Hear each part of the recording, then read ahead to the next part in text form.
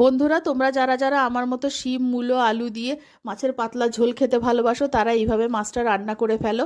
কড়াইতে সর্ষের তেল গরম করে নুন হলুদ মাখানো মাছটাকে লাল করে ভেজে তুলে নেব। মাছ ভেজে নেওয়ার পর মাছে ভাজার তেলের মধ্যেই 1 চামচ কালো জিরে ফোড়ন দিলাম, কুচিয়ে রাখা পেঁয়াজ আর 2-3টে কাঁচা লঙ্কা দিয়ে দিলাম। পেঁয়াজটা ভাজা হয়ে যাওয়ার পর কেটে রাখা টমেটোটা দিয়ে দিলাম, 1 চামচ আদা বাটা দিয়ে দিলাম। আদা বাটা আর টমেটোটা একটুক্ষণ ভেজে নেওয়ার পর একটা বাটিতে ধনে জিরে পাউডার, হলুদ গুঁড়ো, লঙ্কার গুঁড়ো গুলে নিয়েছি, এই গুলে রাখা মশলাটা দিয়ে দিলাম।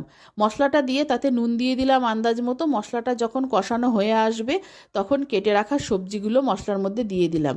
সবজি আর মশলা ভালো মতো কষিয়ে নিলাম। কষানোর পরে আন্দাজ মতো জল দিয়ে দিলাম। জলটা একটু বেশি দিতে হবে, সবজিও সিদ্ধ হবে, মাছটাও সিদ্ধ হবে।